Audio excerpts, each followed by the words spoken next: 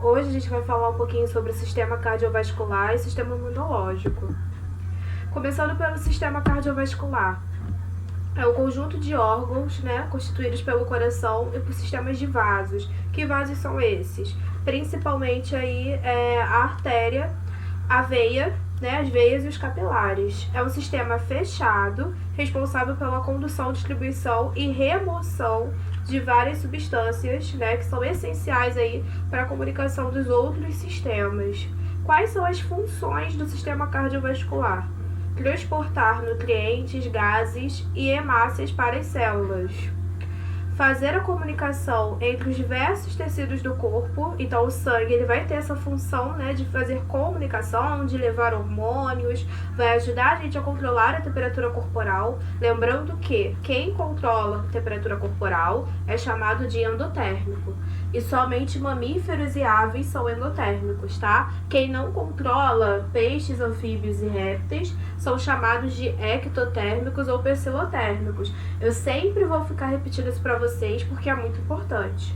Também tem a função de conduzir aí o gás carbônico e os resíduos metabólicos, para poder serem eliminados. Então, que resíduos seriam esses?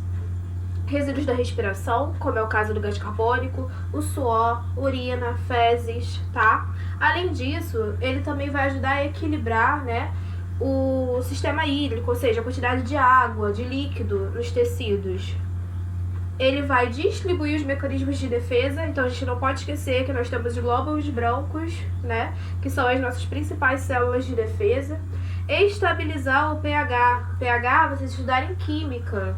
Não foi isso? Então vocês aprenderam aí que um pH 7, ele é neutro. O sangue é mais ou menos 6,7, 6,8. Então ele é levemente ácido, tá? Bem levemente.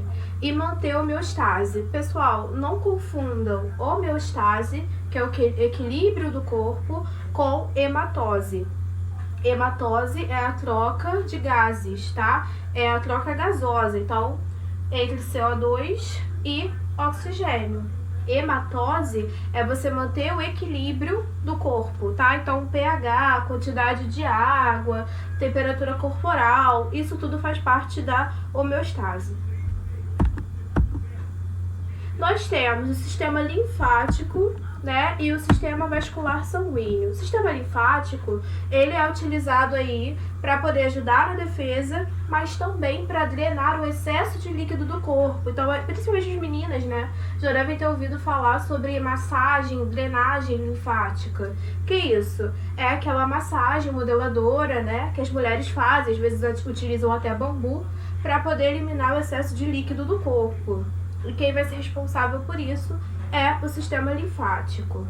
Então, no sistema linfático, nós temos as amígdalas, o timo, o baço, os nódulos linfáticos e os vasos propriamente dito. Tudo isso vai ajudar no sistema de defesa. Então, a linfa, na verdade, ela é um líquido branco que está rico em glóbulos brancos. A amígdala, caso vocês não saibam, ela ajuda na proteção do corpo, na defesa do corpo. E é por isso que ela fica inchada, a gente fica com a garganta inflamada. Por quê? O vírus entra, na nossa, vamos supor, ele entrou pela nossa boca. Então ele vai ter ali como primeira defesa a saliva, mas às vezes não tem como fazer esse combate apenas com a saliva, então ele vai para a região da garganta.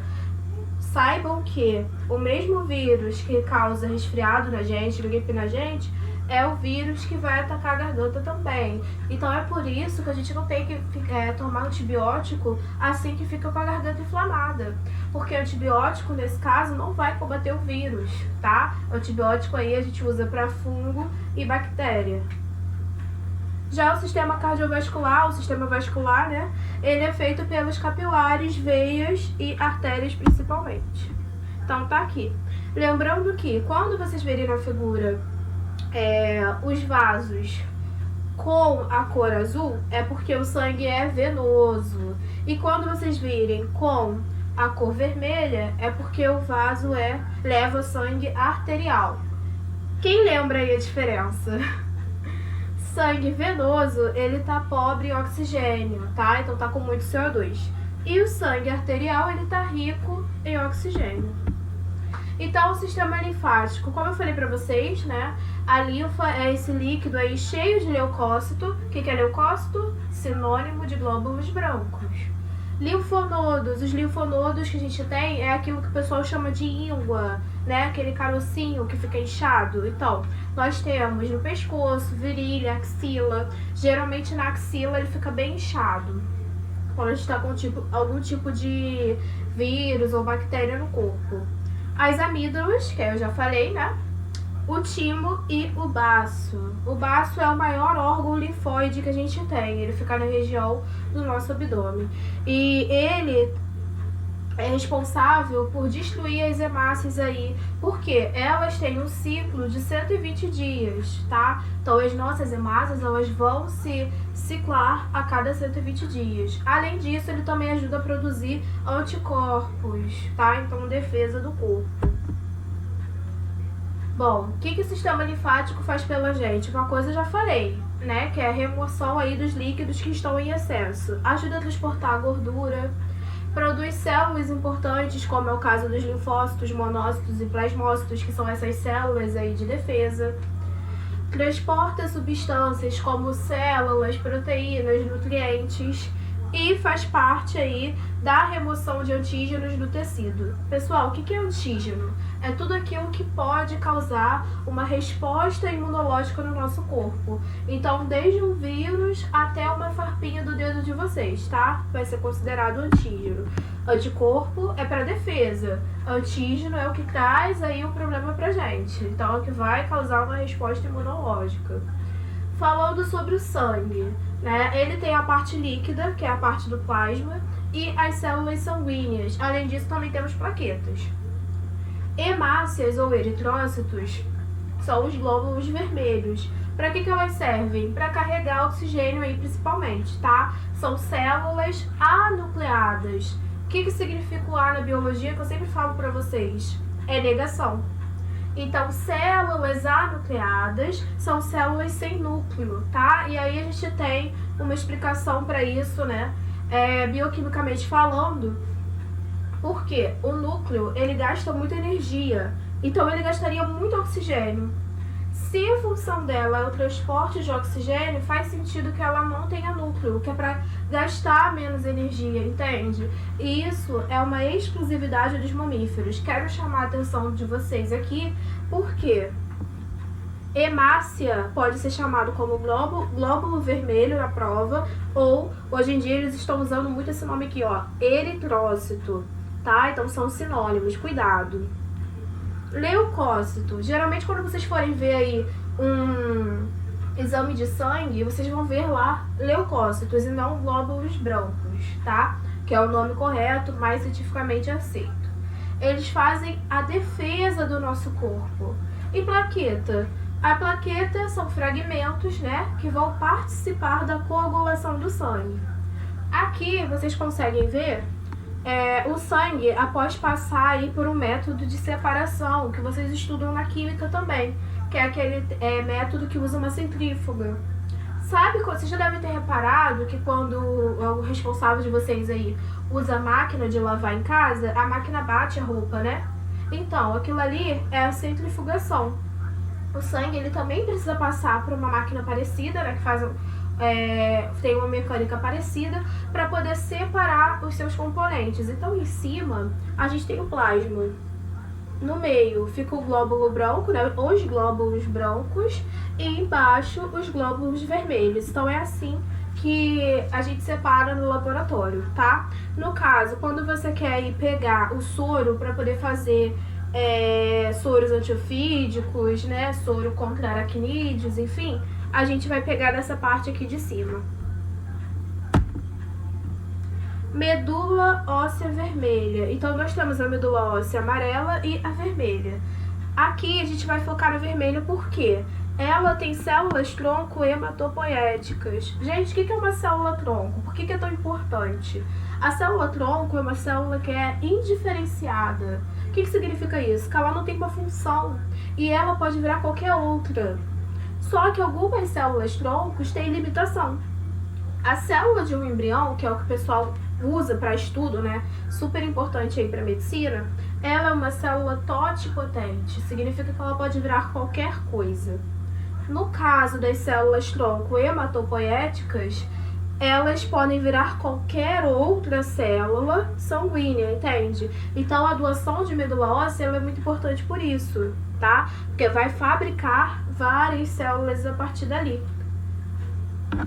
Bom, em adultos jovens, né, os jovens adultos, ela é encontrada principalmente no fêmur e no húmero. Então, o fêmur é esse osso aqui, né, o maior osso que a gente tem no nosso corpo e é muito importante. Ó, para vocês poderem ficar sabendo um pouco mais, acessem esse site aqui, esse link, que é do próprio governo e é bem interessante. Tira algumas dúvidas sobre a doação. Sobre a hemácia também, eu quero comentar com vocês essa combinação que ela faz. Bom, e chamar a atenção de vocês porque isso já caiu em prova do Cefet, que é o gás carbônico, o CO2 que a gente libera na expiração, ele é dióxido de carbono. Só que também existe um gás chamado monóxido de carbono. Monóxido, quando vocês forem estudar em química, não sei se vocês já estudaram, vocês verão que mono é um, né? Óxido é de oxigênio, então tem um oxigênio na fórmula. Dióxido, 2 oxigênios na fórmula, tá? Então não confundam. O monóxido de carbono, ele é altamente tóxico, ele é liberado principalmente pela fumaça do cigarro, queima de combustíveis fósseis, tá? E ele tem uma alta afinidade com a nossa hemácia. Qual é o problema disso? Uma vez que ele se instalou na nossa hemácia, ele vai formar o composto que a gente chama de carboxihemoglobina. E aí, aquela hemácia, ela vai ser sequestrada por ele. Significa que ela não vai levar mais oxigênio. E qual é o problema disso? São 120 dias com aquelas hemácias ali, né? Que agora viraram uma carboxihemoglobina, que tem a carboxihemoglobina, que não irão carregar oxigênio. Então a pessoa ela pode ter dificuldade de respirar. Se ela inspirar muita fumaça com o monóxido de carbono, ela pode desmaiar e até mesmo vir a óbito, tá? Porque ela vai perder a consciência, vai ficar inspirando aquilo ali e pode vir a óbito. Então é um problema. Fiquem atentos, é uma daquelas coisas que eu falo pra vocês, que vocês vão levar pelo menos daqui até o Enem. Então é muito importante, tá bom? Bom, falando sobre as plaquetas e o processo de coagulação. Quando a gente sofre um corte, um pouco depois aquele sangue se estanca naturalmente, a não ser que seja um corte muito profundo, né? Por que aquele sangue para? Porque coagula. Quem é responsável por isso? As nossas plaquetas. Além disso, né, elas vão ter ali a junção junto com a vitamina K, que é conhecida como anti-hemorrágica, e os íons de cálcio. Pergunto para vocês, por que o cálcio é importante para o nosso corpo? Ele tem várias funções, tá? Então, ele vai ser importante para poder fazer parte dos nossos ossos. Ele precisa estar circulando no sangue para ele participar da contração dos músculos e ele também ajuda na coagulação sanguínea. Então, é um íon muito importante. E quais são as funções do nosso sistema imunológico? Ele é responsável pela defesa do corpo, nos protege de agentes causadores de doença, combate individualizado, ou seja, os nossos anticorpos, eles são específicos, vocês verão isso, e atua lá com o sistema linfático que a gente já falou. Diferenças aí de antígeno e anticorpo. Antígenos são partículas, moléculas que vão induzir respostas imunológicas, igual eu falei. Anticorpos são imunoglobinas. É mais difícil que a nível de nono ano seja cobrado esse termo, mas agora vocês já ficam conhecendo, tá? Anticorpo também é conhecido como imunoglobina. Eles são produzidos por linfócitos especiais, ou seja, glóbulos brancos, chamados de linfócitos B. Eles se ligam ao invasor, vamos pensar aí numa bactéria, né, de forma muito específica. Então a gente fala que é como se fosse uma chave e fechadura. Aquele anticorpo é produzido especificamente para aquele tipo de antígeno. Aqui, ó, tá um formatinho de anticorpo. Vocês verão que nos livros de biologia que ele tem o formato de Y, tá? Aqui na pontinha dele é a região específica, que ele se encaixa aí no vírus, na bactéria, no que for. E aqui embaixo, né, o corpinho dele. Bom, nosso corpo, ele tem células de memória. Então, quando a gente tem o primeiro contato ali com o vírus, com uma bactéria, um protozoário, a gente vai produzir anticorpos e guardar, vamos supor, vai guardar aquelas informações aí em células especiais, que a gente chama de células de memória. Então, na primeira infecção, a resposta ela é um pouco lenta, porque vai produzir anticorpos para isso. Agora, se você tiver um segundo contato com esse vírus, olha só como é que a resposta é rápida. Isso é o que acontece com o vírus da catapora. A gente ganha muito anticorpo, muita resistência contra ele, né? E é muito difícil que vocês vejam alguém que tenha tido catapora mais uma vez na vida, porque a resposta contra o vírus é muito rápida na segunda infecção da gente. E aí agora a gente precisa falar um pouquinho sobre os tipos de imunização. Então, o primeiro é a vacina. A gente precisa ter muito claro na nossa mente qual é a diferença de soro e de vacina, tá? Bom, a vacina, ela contém antígenos atenuados, tá? Ou fragmentos dele. O que significa isso? Vamos pensar numa vacina contra tétano, né, antitetânica. Então, ela vai ter ali a bactéria atenuada, fraca, que não vai ser capaz de causar a doença em vocês, mas ela é capaz de causar a resposta imunológica. Então, o seu corpo, ele vai produzir células de memória e aí ele também produz anticorpos específicos. Para quê? Quando você tiver contato novamente com aquele vírus, com aquela bactéria, você já terá anticorpos prontos para poder atacar, tá? Então, a vacina, ela é uma imunização ativa. Por que é ativa? Porque ela induz o seu corpo a ter uma resposta, que é a produção de anticorpos. Agora, ela é uma resposta lenta, né, gente? Por que ela é lenta? Porque demora. Vamos pensar aí na vacina da febre amarela. A pessoa tem que tomar a vacina e esperar 10 dias para viajar. Por quê? Porque é o tempo de resposta que o seu corpo terá, né, produzindo aí anticorpos, tá? Então, vacina, ela induz a produção de anticorpos. Então, ela é uma imunização ativa e ela contém antígenos. Estou falando isso, repetindo, explicando direitinho, porque isso cai muito em prova. CETU, Cefet, Colégio Naval adoram cobrar essa diferença e é importante para a gente entender para a nossa vida também, concordo? Soro. O soro, ele já traz anticorpos prontos. No caso do soro antiofídico, esses anticorpos eles são produzidos pelo cavalo. Então, você já vai receber aquilo ali. A gente chama de imunização passiva, porque já vem pronto. Só que não é duradouro, tá? A ação é imediata, só que a duração dele é muito curta, porque não foi você que produziu. Então, depois aqueles anticorpos vão embora, ok?